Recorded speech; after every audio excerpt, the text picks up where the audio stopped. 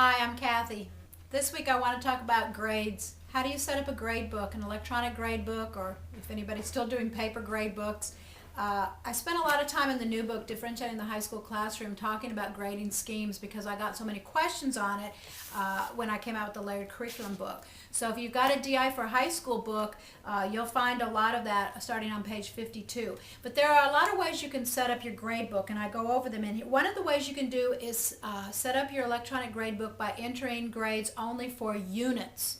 So if you have a 1 week or a 2 week unit that's worth, say, 100 points, you could just put in your unit grade. That obviously is the simplest way to enter grades. I would still keep the paper units so that you've got something at parent-teacher conference, or you need to have some way to defend the grade. So if you are left wide open on how you do your grading scale, that by far is the easiest way to do it. Just enter them by unit grades. Some people enter them by layers. Unit 1, layer C, Unit 1, layer B, Unit 1, layer A. That would be the next simplest way to do it. The other way you can do it is to enter it by objectives. So you've got your teaching objectives, whatever, the student will add 2-digit numbers. There's your objective.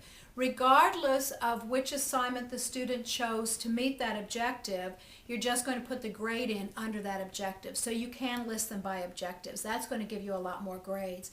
If your district or your school requires daily grades, then each day you're going to have to require something from the students and enter that as a daily grade. But again, you could enter it if you were doing a daily method. That would be an easy way to put in a daily grade.